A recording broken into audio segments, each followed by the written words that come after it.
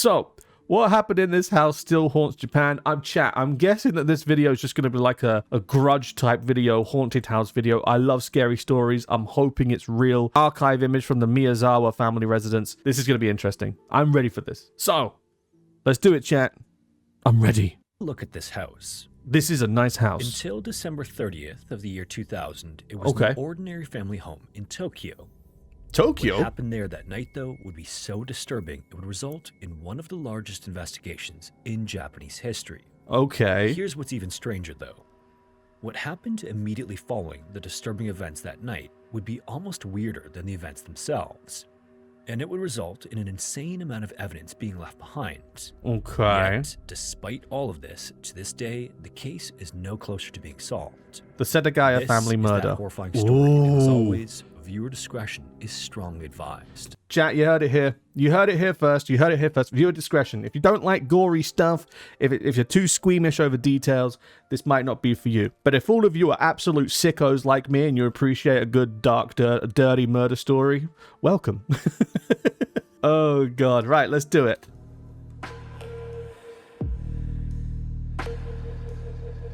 Love scary? Hell yeah, we love it. We love it.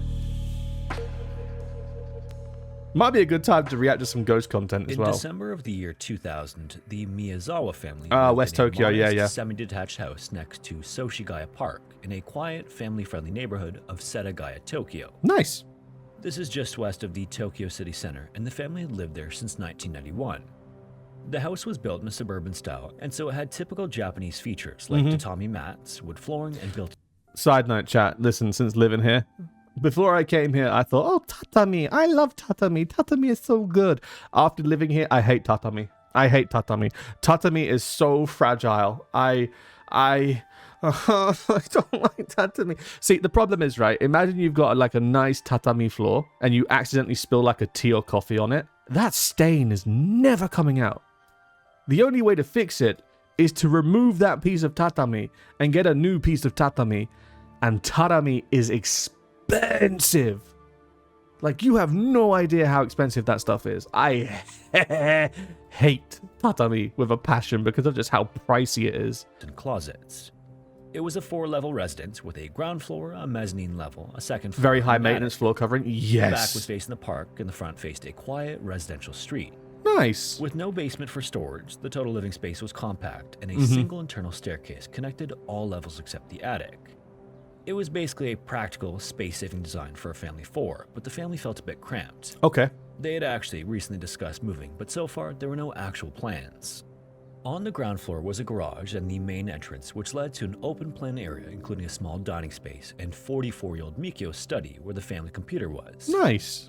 The bathroom was also on the... Oh, you... Oh, sorry. I know I'm stopping a lot. This is going to be the last time I stop for a while, chat. You know that this was 2000s when there's a family computer. You want privacy in your computer. You want to be a naughty, naughty boy.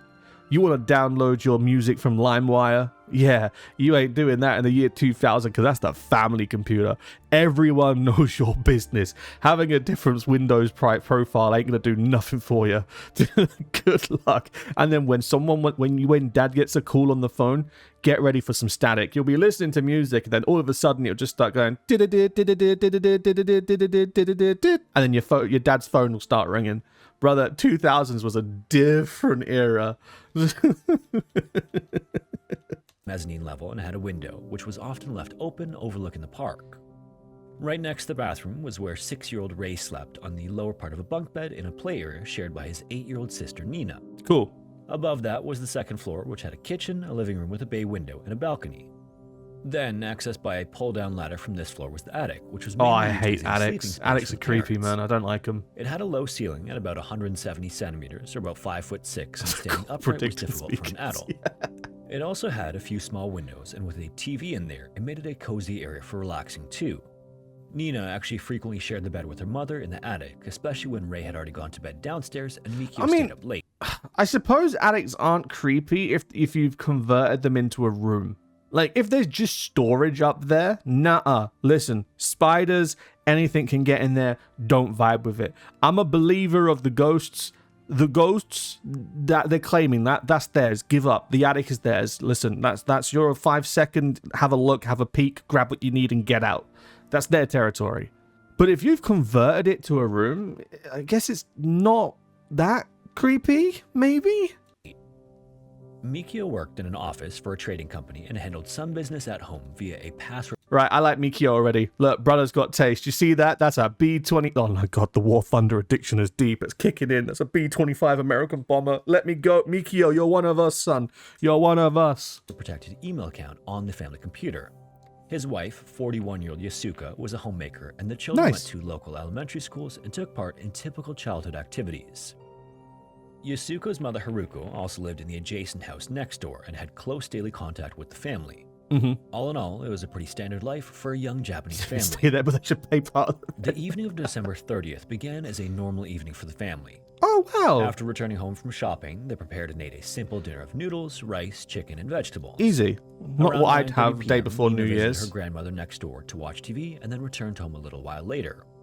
At 10:38 p.m., Mikio logged onto his secure work email on the computer in the ground floor study. Okay. This was the final recorded activity of any family member.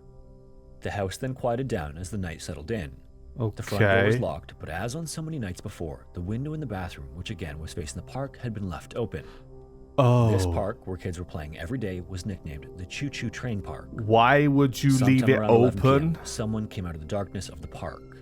He climbed the fence at the back of the house and used the external air conditioning unit as a step to reach the open second-floor bathroom window. Oh no. With gloved hands, he then removed the mosquito screen and put it on the ground outside and climbed in, leaving muddy footprints from his shoes on the bathroom floor as he stepped This is why you inside. lock your windows. He then went out of the bathroom and directly to where Ray was sleeping on the lower bunk of the bunk bed. Without waking Ray or causing any disturbance, he wrapped both his hands around Ray's neck. Within minutes, the body was lifeless on the bottom bunk. At this point, Mikio seemed to notice or hear that something was wrong and quickly ran up the stairs. A violent struggle on the staircase then followed between him and the intruder. Wait. You didn't fight him? Huh. Something is wrong. I'm gonna run upstairs. Brother, Mikio, you're not one of the boys anymore, fam. What do you mean? Something is wrong. You're suspecting that something or someone has got into the house. And your first port of action is not to go from your computer into your child's room to check on them. You just leave them you just abandon them and then run upstairs. What? Am I the only one who would have stayed and fought? Am I the only one who would have said listen, I don't care if I die in the struggle. I'm protecting my kid. Am I the only one? Brother, your kid has just been strangled to death and your first reaction is not, oh my god, my kid, I'm gonna protect them or try and save them. It's, yeah, fuck this shit, I'm out. Mikio, what the hell? You could pick up, listen, computers back in the day, right? Computers back in the day, they were heavy. You could have just disconnected the monitor, picked that up and just yeet it at the person's head to buy yourself a couple of seconds. When they're distorted in that couple of seconds, wrestle them to the ground, immobilize them. If they've got a weapon, get rid of it. Okay, maybe it's just me. Maybe it's just me. God forbid you live in Kyushu and the house belongs to Gidgy Gidgys. Oh man, I hate the Gidgy Gidgy. I hate them. The intruder had a knife with him and used on Mikio multiple times before pushing him down the stairs. During this struggle, the blade tip actually fractured, cutting the intruder's hand and leaving a piece stuck in Mikio's skull. My god. Mikio fought back with desperate strength for as long as he could, sustaining deep defensive wounds to his hands, arms, head, thighs, and chest. This left sprays across the walls, steps, and flooring. Eventually, though, severely wounded and with severe blood loss, he staggered down the staircase and collapsed near the front door in a widening pool. The attacker, then wounded too from the fight with Mikio, shifted focus to Yasuko and Nina, who were awake and hiding in the attic. Yeah, they're screwed. What followed was even more savage than his struggle with Mikio. After using the instrument he brought dozens of times, he switched to a Santoku knife, which he had taken from the family's kitchen. The end result would be dozens of wounds to their faces, necks, torsos, backs, and faces. What is wrong with this guy? I mean, clearly he's not sane of mind, but what? Nah, this brother's unhinged. What? Okay, right, listen. I'm trying to find reason with an individual who should not have any reason in them. I think that's my problem starting off being a chef with a CRT on it. Oh no. Limbs. Nina in particular suffered a fatal wound that severed her cervical spinal cord. My God. And with that, right after midnight, all 4 members of the family were gone. Why was But it then such a something strange hateful happened. attack? Instead of fleeing, the intruder decided to stay and hang out in the house for several hours. Okay. Between 1:18 a.m. and 1:23 a.m., he used the family computer and connected to the internet. He created a new folder, accessed a bookmarked theater website, and tried to use Mikio's bank card to buy tickets, but failed. And the following hour, That mentality is so messed up. Like, I just killed this family. I'm bored. Let's go watch a I don't know, a singer. You know what? I'm gonna go watch my favorite singer. Let me just go check this dead guy. Oh, there's his wallet. Right, I'm gonna use his card. Let's see if I can't go buy some tickets to go watch Adele. Like, bro, this guy is not right in their head at all. was fulfilled with even more bizarre behavior and random tasks. He went to the kitchen and without using a spoon, he ate 4 cups of ice cream directly from the containers. And that's normal. That's normal. That's normal. Listen. In my COVID era, £1 tub of ice cream. And when I say tub, I mean like a 2-liter tub. Give me one spoon, and that's gone in like under an hour. He also ate melon slices and drank almost 4 whole bottles of barley tea from the refrigerator. Fair. After that, he went downstairs to the bathroom and he threw the leftover trash from his snack in the bathtub, and then he used the toilet without flushing. In the bathroom, He also didn't treated his flush. injuries with the family's first aid kit, bandages, different sanitary products, and a towel, probably not realizing that he was leaving behind blood traces.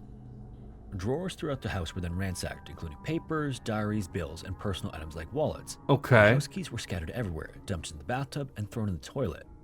He would end up stealing about 100,000 yen, or $625 in cash, but strangely, Listen, that conversion rate does not sound good, but I can promise you 100,000 yen is a lot of money out here.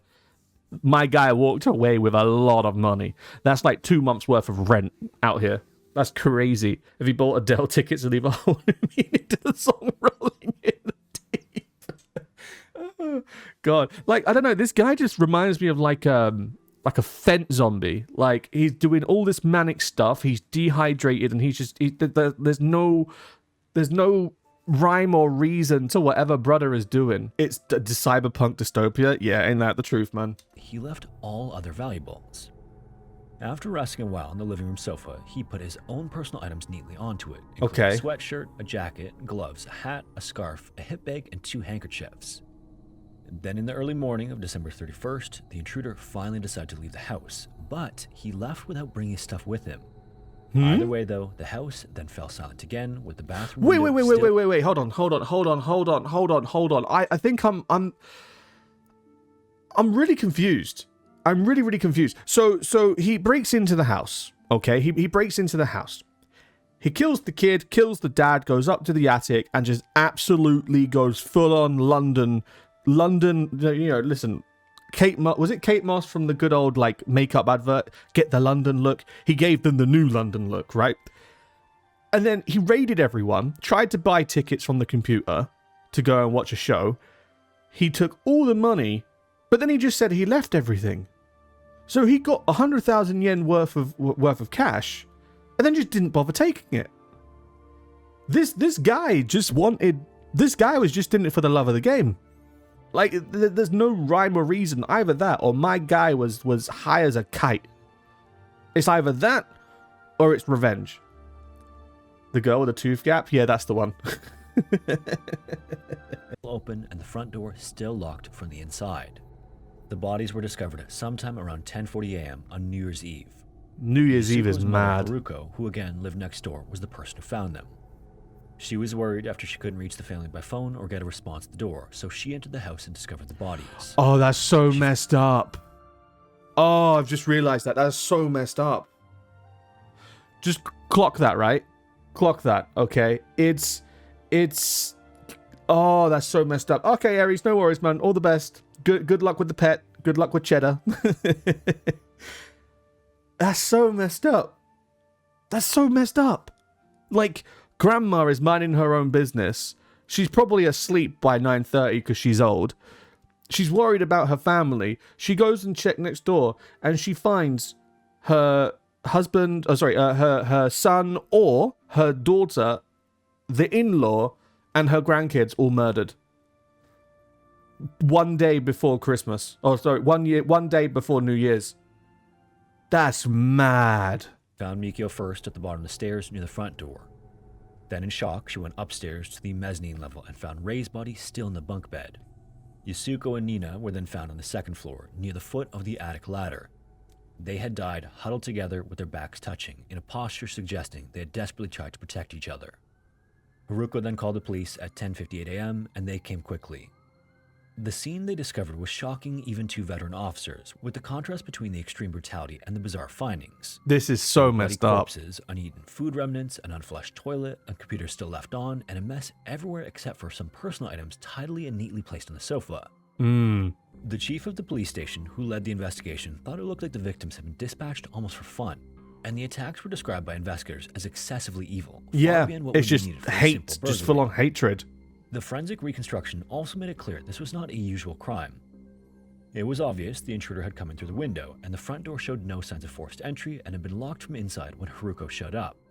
No signs of forced entry appeared anywhere else either. The insect screen was still lying in the ground outside, and muddy shoe prints in the bathroom matched prints found in the park soil beneath the window. Broken tree branches near the park's fence were also thought to be caused by him. By simply following the shoe prints out of the bathroom, the police were able to retrace the steps very easily. Okay. They could see he had gone directly to Rei. No wounds or significant blood were on or around Rei's body, and it seemed like the attack happened without waking him fully. Asphyxiation was found to have caused his death within just a few minutes. I don't want to say he got lucky, but considering how dad, daughter, and the wife died, and okay, strangling is a very horrible way to go, but they just said he wasn't fully conscious when it happened. So it's almost like, you know, when you have like a scary dream and you wake up out of breath? I suppose it would be kind of like that and then just slowly fading away into a deep sleep kind of thing. Maybe. So luckily, Rei kind of got lucky, or he had the least painful way to go, it seems. This is horrible though. Yeah, I feel like so far I feel like the chief of police is right. This is 100% just a crime out of hatred and anger. But the question is, what caused it? That's the thing, right? That's the thing. Mikio was most likely the second victim. It's not known whether or not he heard a disturbance and rushed upstairs to his son's room, but it's clear the struggle happened on the staircase. Police assumed that that's my mistake. Okay, no, chat. Sorry, chat. I got it wrong. I thought Mikio heard it happen and then ran up the stairs to the attic to run away. No. He was down here and then he ran up to check on Rei, and then that's when he found it. Oh, okay. No, Mikio's a baller. My bad. This is my bad. He was doing good dad things. He was good. My bad. I misunderstood that completely. First floor working before the attack, and the way his body was found slumped at the bottom of the stairs near the front door suggests that he might have either tried to flee or he was dragged or moved during the attack. It was the video's fault for sure. The wrong floor when talking about it. Yeah. Also indicated we'll shift the blame. Shift the blame. Wasn't my fault. It's also thought that at some point, Yasuko decided to try to escape with Nina, and that she took her daughter in her arms and carried her down the stairs while they were both heavily wounded. The intruder then came after them and finished them off. Nina was apparently the last one to die. And again, it was determined that her cause of death was the injury to her spinal cord. That's so she also sad. Had some missing teeth, suggesting blunt force trauma. Bloodstains were also found in the bed in the attic, which suggests they were attacked while either sleeping or resting, or possibly hiding. And that's wounds so covered sad. Their whole bodies, and it also seems like they may have tried to stop the bleeding at some point, because bloodstained bandages and an open first aid kit were also found in the bed. The estimated time of death for all four victims is roughly between 11:30 p.m. and 12:05 a.m. on December 30th to 31st. And next came the stranger part of the whole ordeal and the investigation. Okay. The intruder then seems to have left the house sometime after 1:30 a.m. but before 10 a.m. on December 31st. Maybe the most interesting part of all, though, is everything he left behind. Shoe prints, fingerprints, and DNA belonging to him were everywhere, and police traced the origins of his personal belongings meticulously. The shoe prints matched footwear later identified as South Korean manufactured sneakers equivalent to a US men's size 9.5 to 10. Okay. The sneakers were part of a 4,530 pair batch sold between 1998 and 2000 in both South Korea and Japan. but only South Korea sold them in his size. Besides tracing the shoes, they also traced the knife he brought with him. It was one of just 1,500 units sold in the Fukui prefecture. The personal things he left behind on the sofa left many clues. And Fukui's quite far. Like, Fukui's like really, really, really far from Tokyo.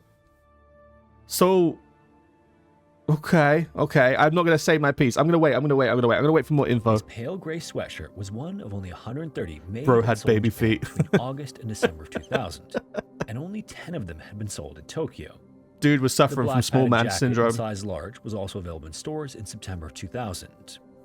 His gloves were a pair of black, one-size leather gloves from the brand Edwin and were purchasable from 1998 to 2000. The gray wool bucket hat with a black band was sold from September of 1999 to November 2000. Then there were the 2 black handkerchiefs manufactured by the Japanese brand Muji. One was triangular and may have been used as a face covering, while the other one smelled of the French cologne Drakkar Noir, which has been sold in Japan since 1992. That one had most likely been used to wrap around the knife handle because it had a 3-centimeter long cut in the middle of the fabric. This technique is used in China when cleaning seafood to prevent the knife from slipping. Okay. The most interesting thing he left behind, though, was the hip bag. It was made in South Korea and sold in Japan between 1995 and 1998, and it contained all kinds of different evidence. Like? This included sand particles traceable to the Mojave Desert in California on a U.S. Army base and short, dark hair strands that look like they've been cut deliberately. The pieces have come together. My original guess might not actually be that far off.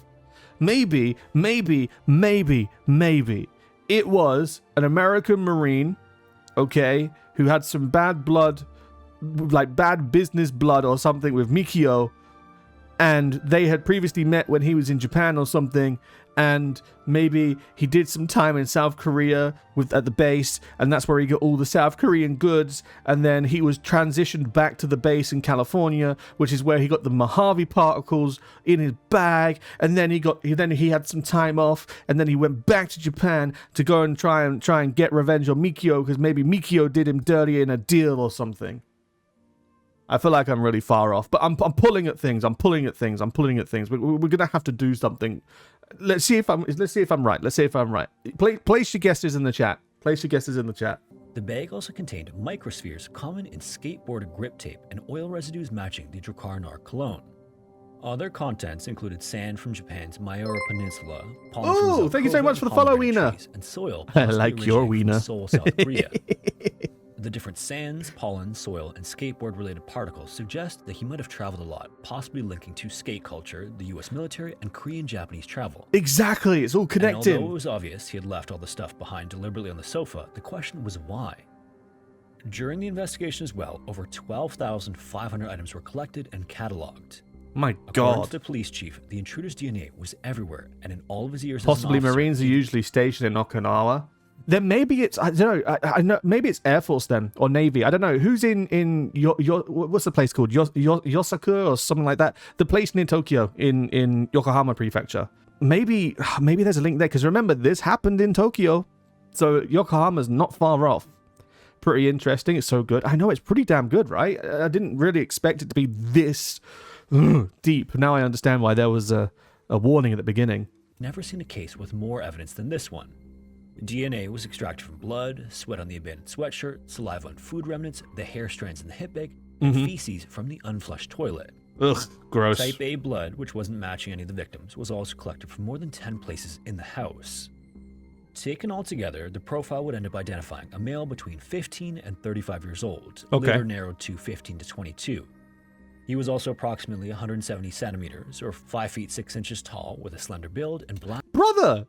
I am not a tall individual, but my guy was shorter than me. How can you be that short and that hateful at the same time, man? Listen, I don't get it. Hair. He was also a non-smoker, and there were no drug traces found in his blood. The wounds on the victims also indicate that he was likely right-handed, and his thumb fingerprint had a very distinctive swirl with 2 parallel lines. He might have even had an army background due to his walking style, because he apparently took small steps with his back planted to the walls.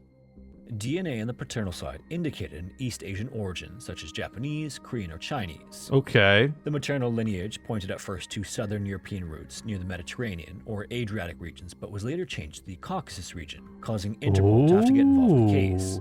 However, no matches were found in any databases, neither Japanese nor international ones, indicating that he didn't have a criminal record. Then something known as Operation Roller was conducted. Investigators started going door to door, collecting fingerprints from neighbors, family friends, people who used to live in the area, and even hospital patients with wounds on their hands. In the end, over 5 million fingerprints were compared and 1.3 million DNA samples were tested, both domestically and internationally, but still no matches were found. As the investigation was going on, there was also a lot of speculation about the motives. Was it money, a grudge, or something entirely different? The money doesn't make sense. But Army branch also gets stationed there as well as Air Force. Then it is possible then. It is possible. See, the money doesn't make sense though, because they said he nicked 100k worth of money, but then he said he left his stuff behind. So did he leave the money behind or did he take it with him? That's the part I'm confused about. If he took it with him, I don't see how you would commit such egregious acts of violence for $600 for 100k. No way. It'd have to be more. It'd have to be more to justify it. A grudge definitely seems viable. Like, a grudge definitely seems like it makes sense. Like I said, maybe Mikio screwed him over or something. And as for something else, maybe it's just a deranged individual built on pure hatred, was in the park one night, found an idea, found an opportunity and took it, you know? Right away, the money theory didn't seem to really add up. Would somebody really kill an entire family for such a negligible amount of money? Especially since he didn't even take all of it. Around 190,000 yen, or about $1,200 US, were left behind. One of the first theories was the involvement of local skaters. Some people living nearby claim that Mikio often argued with the skaters because they were being noisy and used the park benches as skateboarding ramps. It's been supposed that one of them could have held a grudge against Mikio because of that. At the same time though, like the money theory, would someone really do something so drastic over a simple argument? Other theories were that the intruder was either mentally ill or that it was a simple burglary gone wrong. However, again, the extreme violence and the choice to and if it was a burglary gone wrong, then why would his first act be to go to the kid's room and strangle the kid? That doesn't add up. That does not add up at all. Oh, stretch. Thank you very much, Sky. Some of the cash while ignoring other valuables like jewelry was confusing. And the deliberate abandonment of traceable personal items in the time spent eating, browsing the internet, and even potentially taking a nap just didn't seem to make any sense. There was also no evidence of any links to Mikio's work, neighbors, or any other organized crime. As a result of all of this, the motive for the murders remains unknown to this day. Okay. Despite the mountains of evidence as well, several critical elements remain the subject of debate that took place over the following quarter century. While the bathroom window entry point stayed undisputed, some early reports questioned whether the window had been deliberately left accessible by the family or if the intruder had prior knowledge of the house layout. I wouldn't say that they left it accessible on purpose, but listen, there's one thing that people need to understand, and that is Japan is a very trusting society. Like, this is not uncommon. I mean, like, if I go outside my house right now and look at the house next door to my flat or next door to my apartment building, 9 times out of 10 at probably 11 p.m. to midnight, they have their hallway window wide open. Like, if I had a little step ladder, I could probably use it to climb in if I was a deranged individual like this.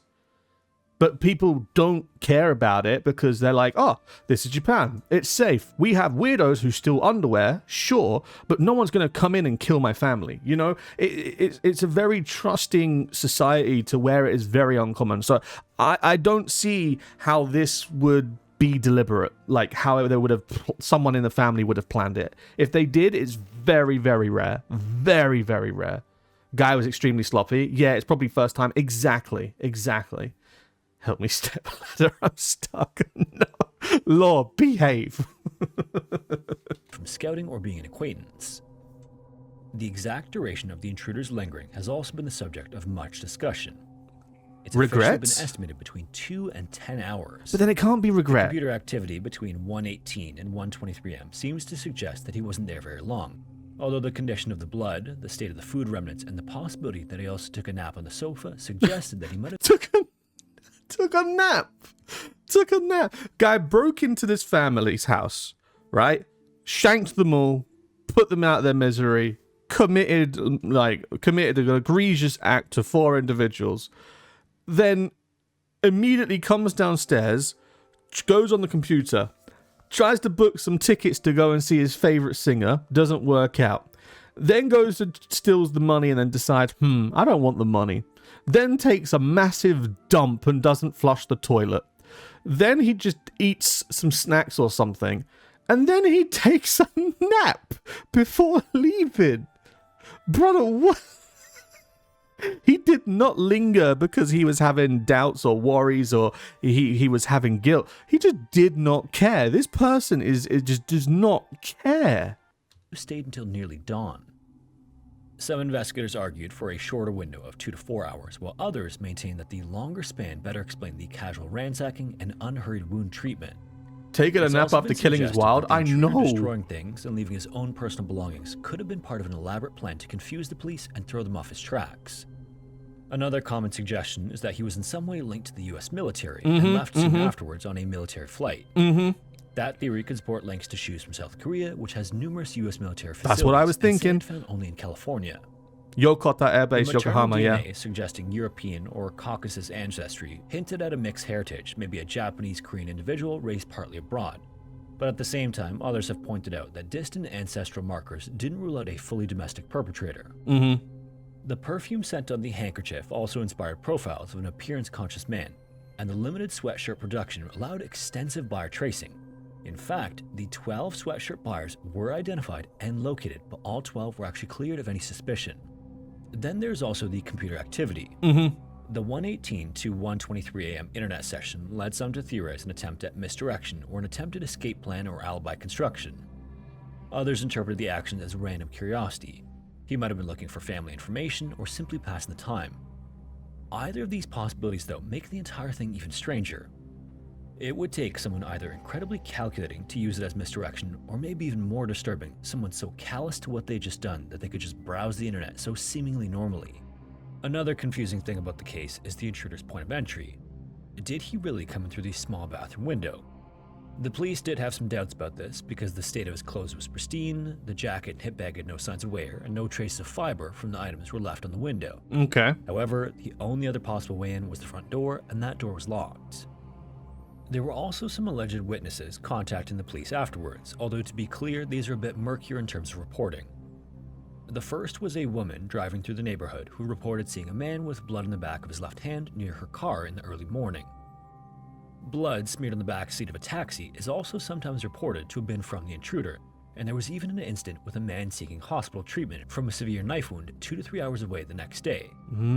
Each potential connection was supposedly investigated thoroughly, though, and didn't lead anywhere. The final strangeness about the case... Hold on. This is really confusing. How can you have so much evidence, more evidence than you would need, and you still can't find this brother?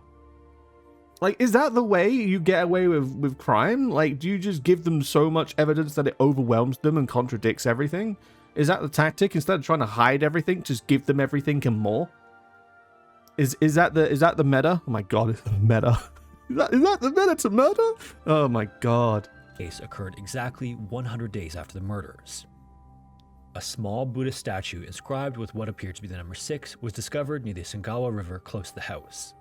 Some investigators theorized that the intruder placed it as a remorseful gesture, given the statue's traditional role in protecting children's souls.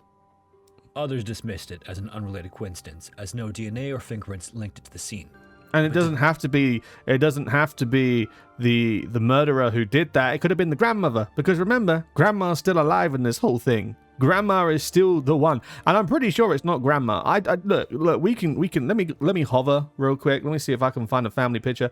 Look at. Hold on. 1903. Remember that number. Do you really think grandma is walking into this house, strangling the child, shanking Mikio and throwing him down the stairs? Listen, I don't think grandma got what it takes to do this. So it's clearly not grandma who came in. So maybe she helped pay remorse to them and did like her own little gesture. But I don't see that it was likely her either. Taken all together, to this day, this is the largest murder investigation in Japan's history. Over 280,000 officers worked on the case, and around 14,700 tips came in from the public. My Over God. 25 years later, though, the case is still unsolved. The police are receiving less and less information about the case every year, but they're still trying to solve it using DNA preservation and advanced forensic techniques like phenotyping. However, so far this hasn't led to any breakthroughs. The house itself, fenced off and preserved as an evidence depot despite plans for eventual demolition, was re-examined via 3D models constructed in 2013. Okay. And even these modern reviews failed to settle every lingering question about movement and timing. Police have appealed to anyone with information about the incident to come forward, passing out leaflets at local stations and displaying a life-size mannequin in the intruder's reconstructed clothing at the time of the crime. To this day, the investigation continues on, and every year the police issue a new request for information and the case is back in the news. A reward of 20 million yen or $125,000 for any information that leads to an arrest remains in place, and the police have vowed to never give up until the case is solved. So in the end, the case is simply brutal and extremely strange. Somebody entered a seemingly random house one evening, went on to do unspeakable things to the family inside, and then just hung out there for the next several hours. The incident, on one hand, seems entirely random, but on the other hand, it bears some signs of a calculated act. 25 years later, the case still haunts the police chief, who is now retired. He has never been able to move on from the tragedy, and he continues to go to the cemetery every year, carefully placing flowers on the family's grave. Well, that's nice of him. If you made it this far, thanks so much for watching. And a special thanks to everyone who supports the channel on Patreon or as There a we go. channel. And then that was that video, chat. For the guys over on YouTube who are watching this, go check out Scary Interesting. That was a very nice video. Well, no, it wasn't nice. It was a well-made video. Really, intriguing. I don't want to say enjoyable, but it was very intriguing, very interesting. Let me know who you think did it. Was it military? Was it a random freak? Was it a skater? You let me know. And then for everyone on Twitch, like, I don't know, what do we think? Oh dear, I need to find another video. Hopefully one that's not as depressing. We need to lift the mood.